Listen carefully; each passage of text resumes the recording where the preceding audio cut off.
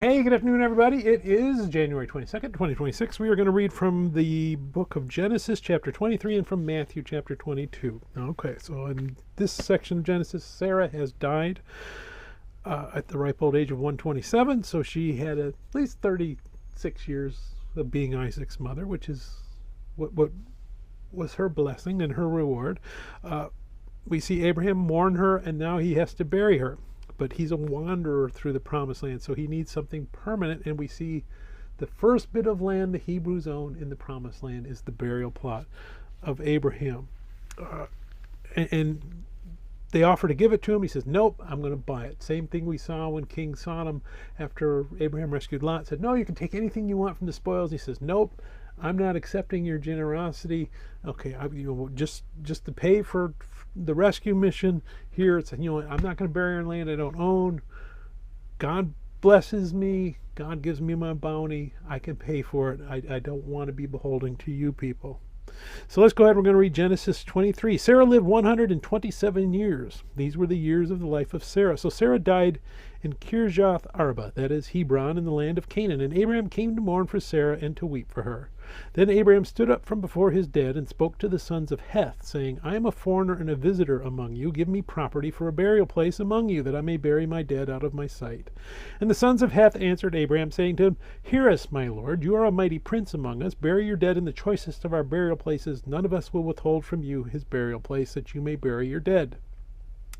Then Abraham stood up and bowed himself to the people of the land and sons of Heth, and he spoke with them, saying, If it is your wish that I bury my dead out of my sight, hear me and meet with Ephron, the son of Zohar, for me, that he may give me the cave of Machpelah, which he has, which is at the end of his field. Let him give it to me at the full price, as property for a burial place among you.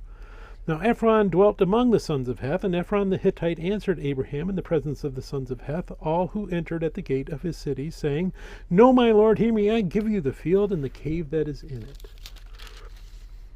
I give it to you in the presence of the sons of my people. I give it to you, bury your dead. Then Abraham bowed himself down before the people of the land, and he spoke to Ephron in the hearing of the people of the land, saying, If you will give it, please hear me. I will give you money for the field. Take it from me, and I will bury my dead there. And Ephron answered Abraham, saying to him, My lord, listen to me. The land is worth 400 shekels of silver. What is it between you and me? So bury your dead.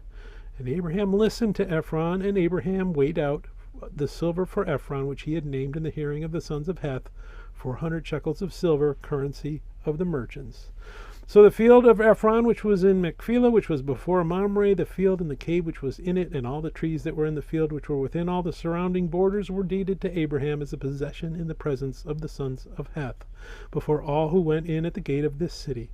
And after this, Abraham buried Sarah his wife in the cave of the field of Machpelah, before Mamre, that is Hebron, in the land of Canaan. So the field and the cave that is in it were deeded to Abraham by the sons of Heth as property for a burial place.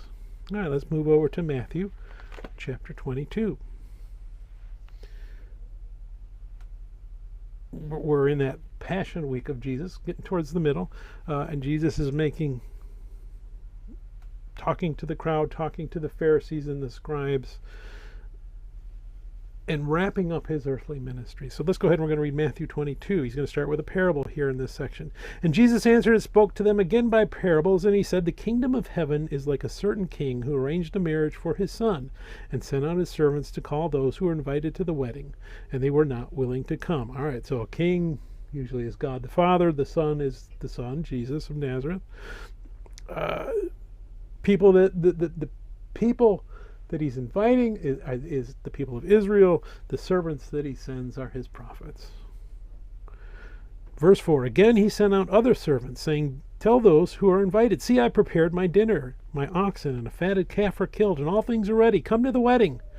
But they made light of it and went their ways, one to his own farm, another to his business. And the rest seized his servants, treated them spitefully, and killed them. So he keeps inviting Israel to the wedding feast, the kingdom. Come and join me in my kingdom, heavenly kingdom. They reject the prophets. They scorn the invitation. They're disobedient, and they start to murder the prophets. Verse 7, But when the king heard about it, he was furious. And he sent out his armies, destroyed those murderers, and burned up their city. So judgment, that's why God passed judgment on the Israelites. Then he said to his servants, the wedding is ready, but those who are invited are not worthy. Therefore go into the highways, and as many as you find, invite to the wedding. So those servants went out into the highways and gathered together all whom they found, both bad and good. And the wedding hall was filled with guests. So the Israelites rejected the call. It goes out to the Gentiles. But when the king came to see the guests, he saw a man there who did not have on a wedding garment. So he said to him, friend, how did you come in here without a wedding garment? And he was speechless. Then the king said to the servants, bind him hand and foot, take him away, and cast him into outer darkness. There will be weeping and gnashing of teeth, for many are called, but few are chosen. So this man was invited into the feast, and he comes into the feast, but God doesn't like the way he's dressed. What is that telling us? Well, this is a kingly wedding feast. King would have sent out an invitation, come to my feast, and he would have sent clothes with that as well. It's okay, wear that, because the wedding feast is all about the glory of the king and his wealth and his stature. So by this person showing up not wearing the king's clothes, he's doing his own thing. Hey, I'm in heaven and I'm doing my own thing. And God says, no, that's not how you do it. You're gone too. We have to come to God through Christ the way God has it ordained for us and called for us. We don't get to make up our own rules. Verse 15, then the Pharisees went and plotted how they might entangle him in his talk, and they sent to him their disciples with the Herodians, saying, Teacher, we know that you are true and teach the way of God in truth, nor do you care about anyone, for you do not regard the person of men. Tell us, therefore, what do you think? Is it lawful to pay taxes to Caesar or not? All right, so the Pharisees hate Romans, the Herodians love the Romans, so they're natural enemies, but coming together to oppose Christ. So strange bedfellows, I guess is one way to put it. And they think they've got the best way to catch Jesus by asking about paying taxes. All right. The Hebrews, the Jews, hate paying taxes. The Pharisees are waiting for Jesus to say, no, pay your taxes. Then they're going to say, ah, look, people, he's a pro-Roman guy. Herodians are there thinking, okay, Jesus is going to say, no, don't pay your taxes. He's a pagan king. You don't pay their taxes. Ha! They're going to go run to the Romans and say, he's telling people not to pay their taxes. He's a revolutionary. Seize him. So they think they have Jesus in the perfect trap. Verse 18, but Jesus perceived their wickedness and said, why do you test me, you hypocrites? Show me the tax money. So they brought him a denarius. And he said to them, whose image and inscription is this? They said to him, Caesar's. And he said to them, render therefore to Caesar the things that are Caesar's, and to God the things that are God's. When they had heard these words, they marveled and left him and went away. So he turns the table on them. And essentially he's saying, okay, look at your money. There's your culture. Don't confuse the culture with your spiritual stuff. Spiritual stuff should take precedence over your culture. Don't mix them. That's what the Pharisees and Herodians are trying to mix them to catch Jesus, and Jesus says no. You know what? You travel the roads. You like the protection of the soldiers. You like the the judicial process, so you can sue people. That costs money. Pay your taxes. Don't confuse that with your spiritual growth, your spiritual life, the kingdom life. Again, we don't want to mix them together. People think that, oh, well, you know what, if I put them both together, I'm going to get this great synergy. History tells us over and over and over again that when we try and mix culture with our religion suffers because the culture kind of takes it over. We are sojourners. We just saw that. Abraham, in the passage in Genesis, I'm a sojourner here. I don't own any of this.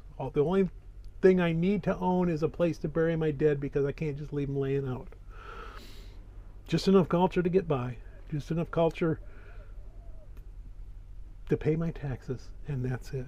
Everything else belongs to God, and that's the way we want to live as Christians. Verse 23, then some of the Sadducees, who say there is no resurrection, came to him and asked him, saying, Teacher, Moses said that if a man dies having no children, his brother shall marry his wife and raise up offspring for his brother.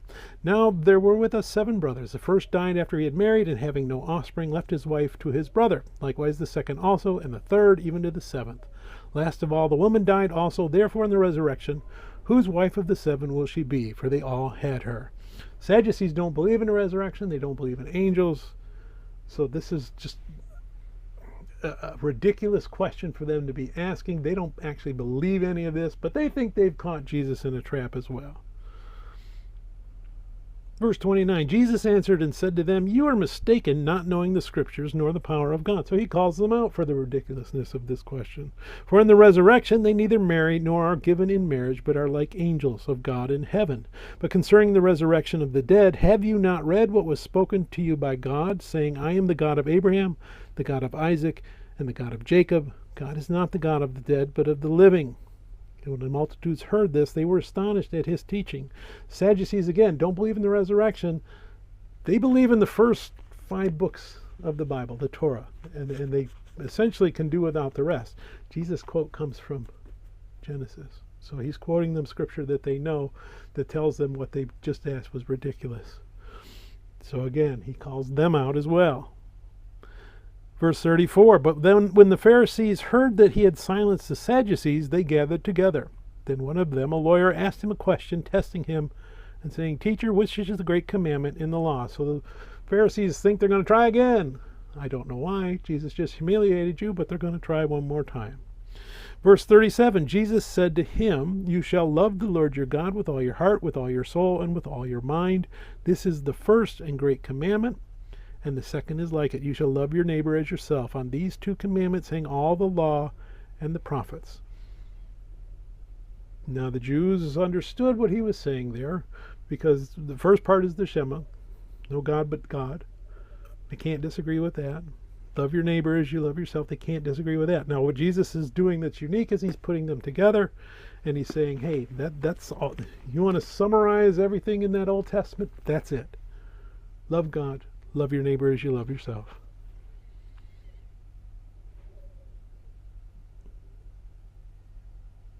Verse 41, while the Pharisees were gathered together, Jesus asked them, saying, what do you think about the Christ? Whose son is he?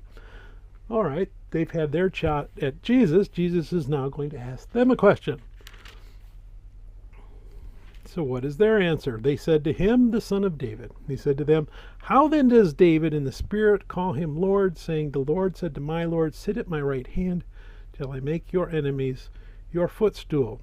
So when they answer the son of David, they're thinking of a physical human Messiah.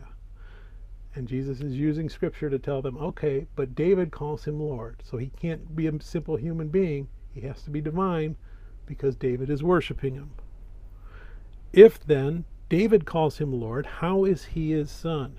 And no one was able to answer him a word, nor from that day on did anyone dare question him anymore, because again, Jesus never said he was God, never said he was, no, he just said it right there. And they understood exactly what he meant, because that's when they stopped questioning it. They know they can't question it anymore. They can ignore it, but they know they're done trying to catch him. May God bless the reading of his word, and may God bless you. Bye.